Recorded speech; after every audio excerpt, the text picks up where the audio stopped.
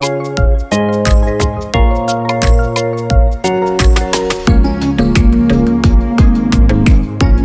চ্যানেলটি সাবস্ক্রাইব করুন এবং নোটিফিকেশন বেল অন করুন।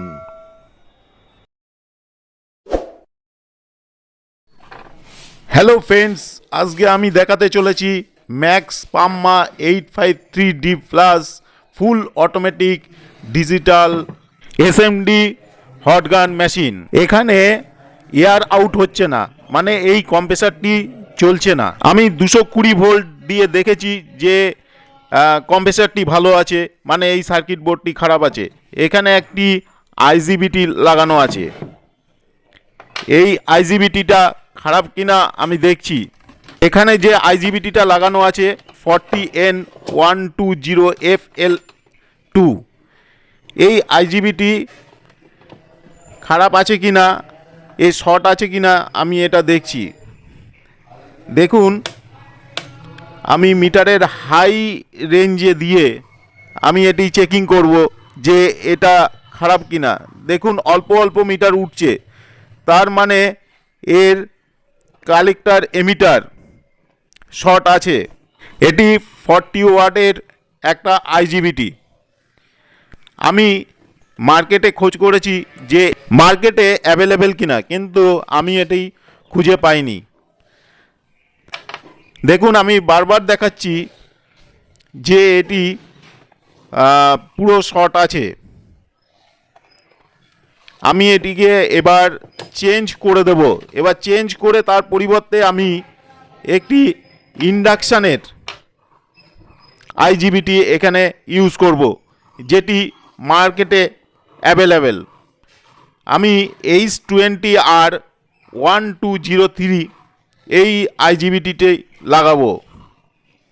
এটি সবচেয়ে ভালো হয়। এটা 20 ওয়াটের একটা আইজিবিটি, কিন্তু আমি দেখলাম যে এটা রানিং হবে, যে এই আইজিবিটিটি লাগালেই হয়তো চলবে। তার জন্য আমি কনফার্ম হয়েই এই আইজিবিটিটি আমি লাগাচ্ছি। এটা একটি ইন্ডাকশানের আইজিবিটি।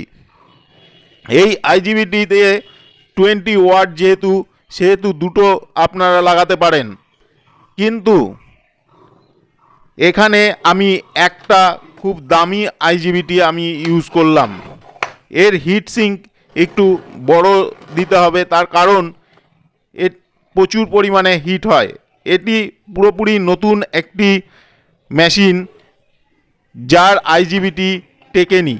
মাত্র 3-4 দিনের মধ্যেই এটি খারাপ হয়ে গেছে। দেখুন, এইটি 40N120FL2 এই আইজিবিটি আছে। আমি এই আইজিবিটিটি লাগাবো, যেটি একটি ইন্ডাকশানের। দেখুন, আমি হিট সিঙ্কটা অনেক বড় করে দিয়েছি যেন হিটটা পুরোপুরি ছড়িয়ে যায়।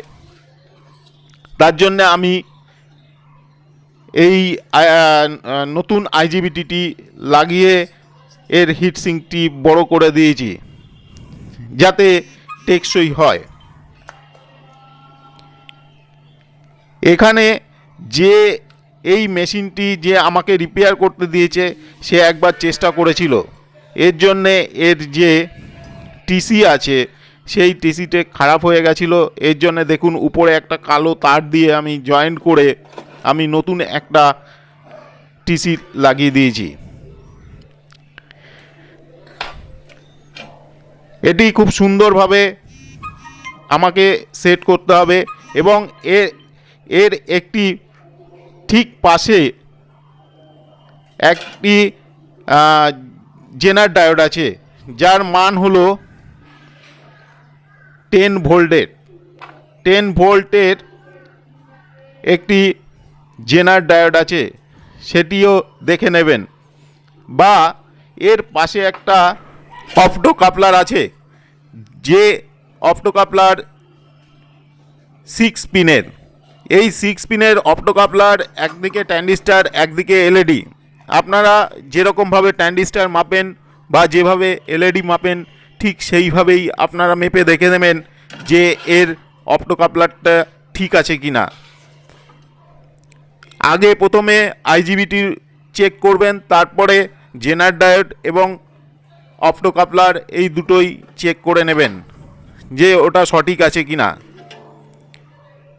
আরেকটা দেখবেন যেটি এয়ার কন্ট্রোল হচ্ছে, যে টিসিটি দিয়ে এয়ার কন্ট্রোল হচ্ছে, সেই টিসির সাহায্যে আইসি যে বড় আইসিটি আছে সেই আইসির যে পিনে, সেই পিনে ভোল্টেজ ওঠানামা করছে কি না ঘোরানোর সঙ্গে সঙ্গে, টিসি ঘোরানোর সঙ্গে সঙ্গে, সেটিও দেখে নেবেন। এটা খুব ইজি একটা প্রসেস। এই প্রসেসে আপনারা যদি এটি রিপেয়ার করেন তাহলে দেখবেন যে আপনার এয়ার কম্প্রেসারটি ঠিকভাবে চালু হয়ে যাবে। যদি দেখেন যে আপনারা কোনো কিছুই করতে পারছেন না, তখন এই কম্প্রেসারটি চালানোর জন্যে আপনারা একটা ফ্যানের রেগুলেটর, যেটা ডিজিটাল রেগুলেটর, যেটি টায়ার দিয়ে করা আছে, ইলেকট্রনিক্স রেগুলেটর, সেইটা ইউজ করতে পারেন। একদম সরাসরি কম্প্রেসারে ভোল্টেজ দিয়ে দেবেন, যেভাবে ফ্যানের কন্ট্রোল করা হয় ঠিক সেইভাবেই আপনারা এই কম্প্রেসারটি কন্ট্রোল করে নেবেন। তাহলে এই মেশিনটি আর ফেলে দিতে হবে না। দেখুন, মেশিন রিপেয়ার হয়ে গেল। আপনারা খুব সহজে এটি রিপেয়ার করতে পারবেন। এবং যদি কোনো প্রবলেম হয়, আমার এই ভিডিওটি দেখার পর আপনারা রিপেয়ার করার চেষ্টা করবেন। যদি কোনো প্রবলেম হয় তাহলে আপনি আমার কমেন্ট বক্সে কমেন্ট করুন।